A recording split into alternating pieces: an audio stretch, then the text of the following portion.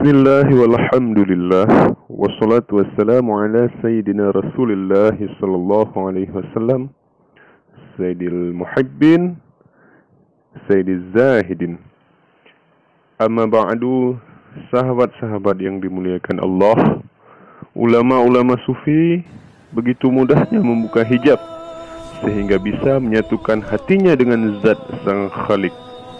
Mereka begitu mudahnya membuka tabir sehingga mampu menggunakan mata batin atau mata hatinya secara maksimal. Adapun yang mereka lakukan di antaranya yaitu riyadhah. Riyadhah dalam melakukan mujahadah, yaitu artinya berusaha keras dan bersungguh-sungguh dalam perjuangan. Meskipun seseorang telah melewati jalan taubat, tetapi jika tidak bermujahadah, maka tak mungkin mampu mempertajamkan mata hatinya. Maka mujahadah merupakan syarat yang tidak boleh diabaikan. Mujahadah sebagai amalan baik lahir maupun batin. Tujuannya yaitu untuk mencapai kepada karunia Allah Subhanahu wa taala.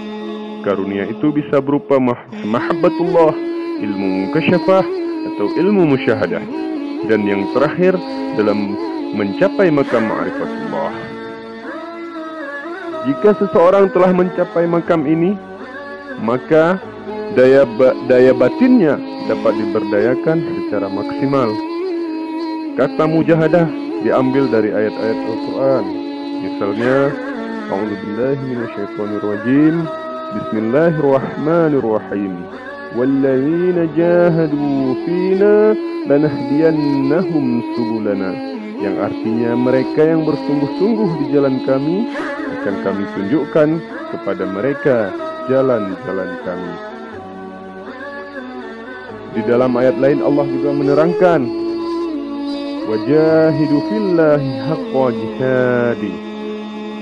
Bersungguh-sungguh di jalan Allah dengan kesungguhan yang sebenar-benarnya.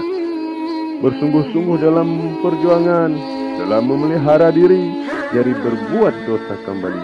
Bersungguh-sungguh dalam perjuangan untuk berpindah dari kebiasaan buruk kepada kebiasaan yang mulia dan kebiasaan-kebiasaan yang menguntungkan.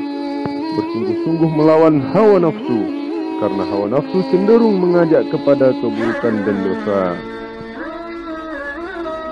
Sahabat yang dimuliakan Allah, seseorang yang ingin memiliki ketajaman mata hati atau mata batinnya harus bertekad bulat untuk berjuang atau berjihad melawan hawa nafsu dan melakukan perubahan-perubahan diri ke arah yang lebih baik. Seperti Abu Sa'id Al-Khudri berkata, Rasulullah SAW pernah ditanya tentang seutama-utama jihad. Rasulullah SAW menjawab, kalimat adil yang disampaikan pada penguasa zalim. Maka Abu Sa'id Al-Khudri meneteskan air matanya. Sahabat yang dimuliakan Allah, hendaknya dalam setiap sikap dan perilaku haruslah benar-benar dihiasi akhlak yang mulia, menguntungkan baik bagi diri sendiri dan bagi orang lain. Perlahan-lahan di dalam jiwa kita akan terbentuk suatu kearifan atau kebijaksanaan yang diberikan oleh Allah, sehingga muncullah sinar musyahadah atau sinar penyaksian. Dari Ustadz Abu Ali Ad-Daqqa berkata, barang siapa menghiasi zahirnya dengan mujahadah, maka Allah memperbaiki mata batinnya dengan musyahadah. Ketahuilah bahwa seseorang yang dalam awal perjalanan hidupnya tidak pernah mengalami mujahadah tentu tidak akan mendapati cahaya penerang. Nabi SAW mendapat wahyu dan diangkat menjadi Nabi Allah tidak serta-merta begitu saja, melainkan beliau telah melalui mujahadah. Beliau telah berjuang, berupaya secara terus-menerus menjaga diri dari perbuatan buruk.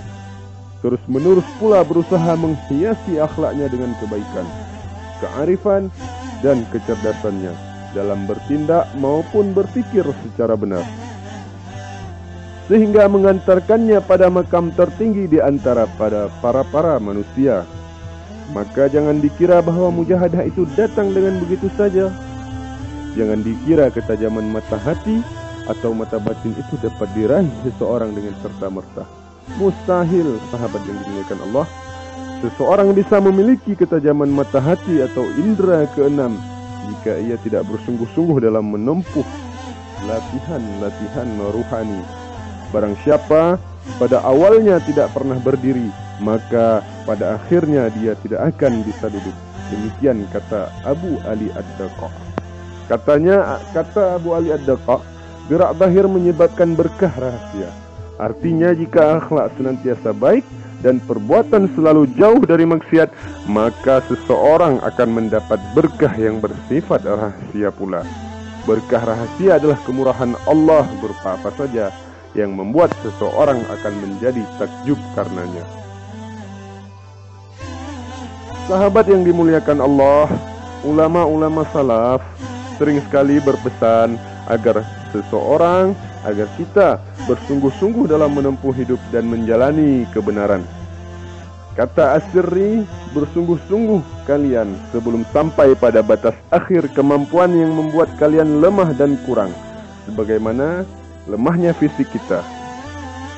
Sebagian ulama sufi juga berpendapat, misalnya Al-Qazaz, memberi teori tentang bermujahadah dalam menempuh jalan menuju kebenaran. Ia menyederhanakannya menjadi 3 hal, yaitu bersungguh-sungguh kita akan menahan lapar, bersungguh-sungguh menjaga tidur, dan bersungguh-sungguh menjaga lisan. Sahabat yang dimuliakan Allah, mujahadah itu dibangun di atas 3 hal. Hendaknya engkau tidak makan kecuali engkau benar-benar butuh atau engkau benar-benar lapar. Engkau tidak akan tidur kecuali sangat mengantuk, dan engkau tidak akan bicara kecuali sungguh terdesak, atau engkau mengharuskan untuk berbicara. Bersungguh-sungguh menahan lapar dimaksudkan agar tidak terlalu memanjakan perut. Hal ini merupakan tradisi orang-orang salafus sufi untuk membatasi hawa nafsunya terhadap makanan. Sebab menurut mereka, seseorang yang memanjakan perutnya akan tertutup hatinya dari jalan kebenaran, menjadi tumpul mata batinnya, pikirannya tidak menjadi cemerlang. Begitu pula dengan menahan tidur. Dimaksudkan agar seseorang dapat memaksimalkan umurnya untuk kegiatan-kegiatan positif yang menguntungkan bagi dirinya. Kegiatan positif itu jika siang hari ia tekun bermuamalah, ia tekun dalam mencari rezeki, jika malam hari ia rajin mengerjakan ibadah. Selain itu, sahabat yang dimuliakan Allah, seseorang hendaknya menjaga lisan, jangan berbicara jika tidak terpaksa. Sesungguhnya kita tidak boleh mengumbar kata-kata, karena lidah itu paling mudah berbuat dosa. Dari lidah, seseorang dengan mudah akan terpeleset. Misalnya menghasut, memarahi, mentertawakan orang lain, di mana objek yang terkena pembicaraan itu akan menjadi sakit hati. Itulah sebabnya mengapa seseorang harus menjaga lidahnya. Ibrahim bin Adham pernah berkata, seseorang tidak akan mampu atau tidak akan mendapatkan ketajaman mata hati jika tidak mampu mengatasi 6 rintangan. Yang pertama, mereka menutup pintu nikmat dan membuka pintu kesulitan. Kedua, mereka menutup pintu kemuliaan dan membuka pintu kehinaan. Ketiga, mereka menutup pintu istirahat dan membuka pintu perjuangan. Keempat, menutup pintu tidur dan membuka pintu keterjagaan. Kelima, mereka menutup pintu kaya dan membuka pintu kefakiran kepada Allah. Keenam, mereka menutup pintu angan-angan dan membuka pintu persiapan kematian. Menutup pintu nikmat dimaksudnya bahwa seseorang yang ingin mempertajam mata batinnya janganlah memburu kesenangan-kesenangan duniawi belaka. Jangan pula memanjakan diri dengan kenikmatan-kenikmatan, karena kenikmatan itu menumpulkan akal dan pikiran. Justru dengan adanya kesulitan, akal dan pikiran menjadi terpacu. seperti seseorang akan semakin cerdas dalam berpikir. Di dalam kesulitan, seseorang dapat arif, dapat bijaksana dalam menemukan takdir dan kekuasaan Allah terhadap nasibnya. Seseorang yang ingin mendapatkan ketajaman mata hati harus pula mengesampingkan kemuliaan dan membuka kehinaan. Karena menurut pandangan kaum sufi, kemuliaan, kedudukan di strata sosial cenderung membuat seseorang menjadi arogan, sombong karena merasa memiliki jabatan yang lebih tinggi. Maka hawa nafsu ingin mendapat pujian, sanjungan.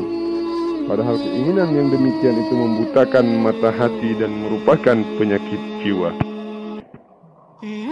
Kita mengoreksi diri sangat perlu, karena tidak akan pernah menyadari kejahatan-kejahatan yang telah kita lakukan. Sehingga kita akan menganggap diri kita sangat baik. Seseorang terus-menerus merasa sempurna dari keburukan, manakala ia tidak melihat rahasia atau aib dia sendiri. Jika orang semacam itu tahu tentang aibnya, pasti ia akan kebingungan. Abu Hafiz pernah berkata, tidak ada kerusakan yang lebih cepat melebihi kerusakan orang yang tidak tahu aibnya sendiri, padahal maksiat merupakan pengantar seseorang menuju kepada kekufuran. Sahabat yang dimuliakan Allah, seseorang yang tidak tahu terhadap aibnya, mereka cenderung tidak suka menerima kebenaran. Ia enggan dikritik dan diperingatkan karena menganggap dirinya selalu baik dan benar. Maka kebenaran yang datang dari orang lain dianggap tidak berguna baginya, padahal belum tentu dirinya itu benar. Oleh karena itu, kita harus menerima segala usulan dan kritik orang lain, apalagi usulan tersebut benar dan baik untuk diri kita. Wassallallahu ala sayyidina Muhammad wa ala alihi wa sahbihi ajma'in. Alhamdulillahi rabbil alamin. Assalamualaikum warahmatullahi wabarakatuh.